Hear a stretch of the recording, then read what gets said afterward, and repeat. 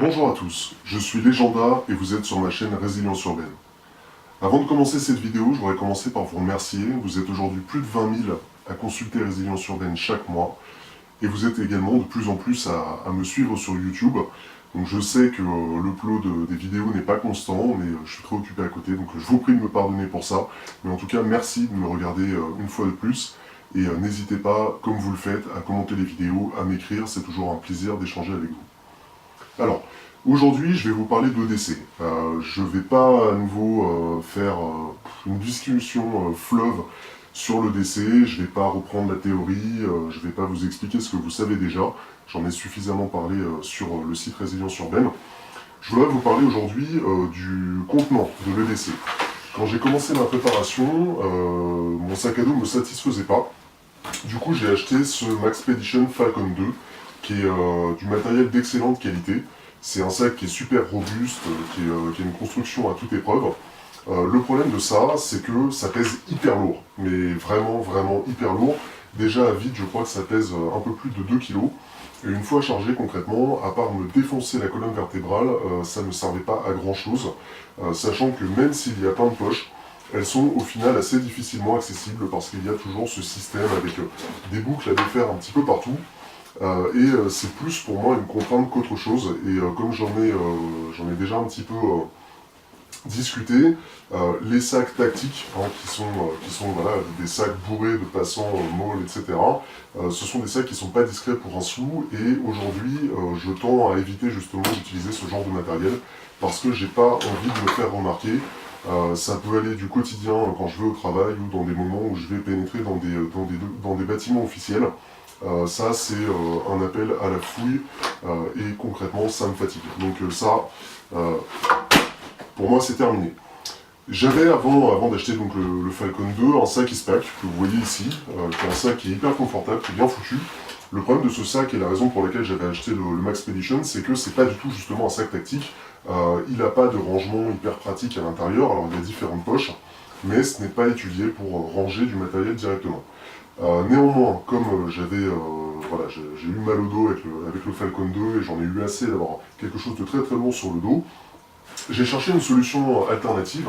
J'ai pensé pendant un temps à tacticaliser un petit peu le sac à dos Ispac en créant des passants mollis, mais à l'intérieur. J'ai abandonné l'idée parce que concrètement, en termes de temps, c'était pharaonique et en termes de savoir-faire également, j'avais peur de me foirer.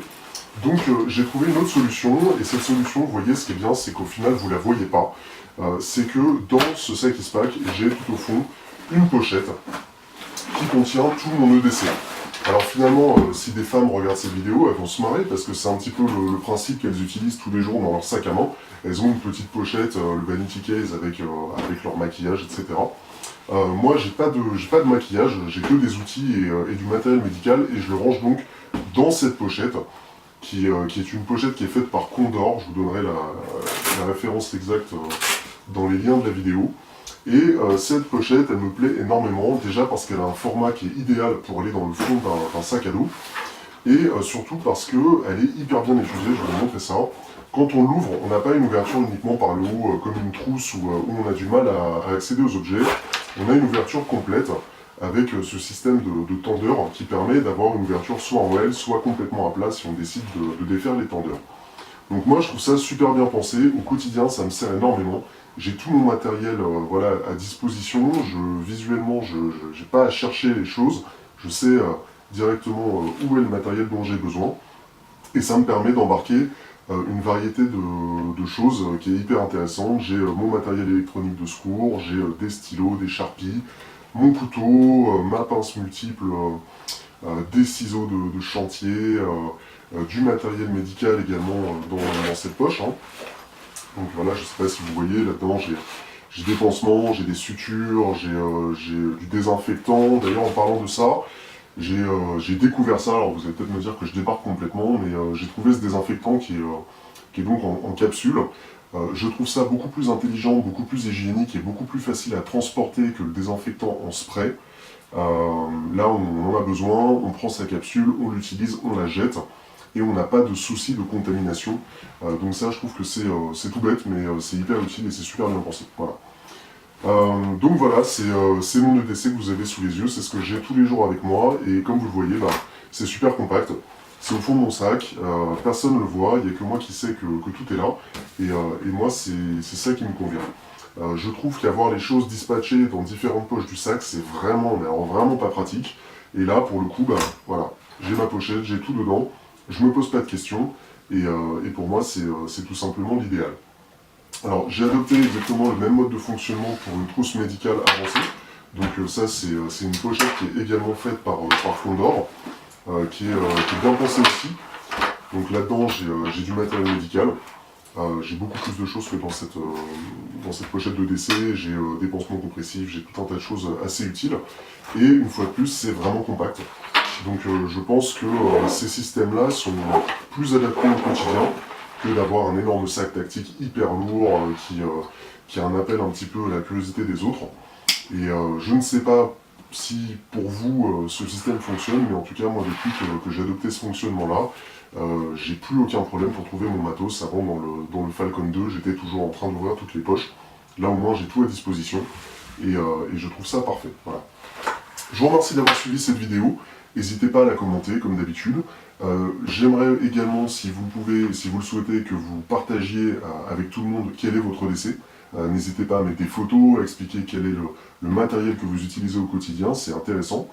Et puis, si j'ai un dernier conseil qui est presque finalement un coup de gueule, parce que je commence à saturer un petit peu des articles sur l'EDC, des sites dédiés à l'EDC, des questions perpétuelles sur quel est le sac le plus adapté à l'EDC. Si vous avez besoin de choses au quotidien, mettez-les de côté, mettez-les dans une pochette, mettez-les dans votre sac et arrêtez de vous arracher les cheveux pour savoir quel est le sac le plus adapté. Le sac, au final, on s'en fout. Ce qui est important, c'est d'avoir le matériel. Donc s'il faut, vous le mettez dans une trousse d'écolier ou dans le sac à main de votre femme. Mais vraiment, ne dépensez pas des centaines d'euros, voire pour certains des milliers d'euros dans du matériel. Un sac qui soit de chez Condor ou chez Maxpedition ou d'une autre marque de type 5.11, ça reste un sac. Et quand je vois les prix pratiqués par certaines marques, dont 5.11, qui est 511, qui est le plus cher au final, je trouve ça un peu déconnant pour du matériel qui est au final pas forcément si pratique que ça. Voilà. Merci encore d'avoir suivi cette vidéo, je vous dis à très bientôt sur le site, et soyez prudents.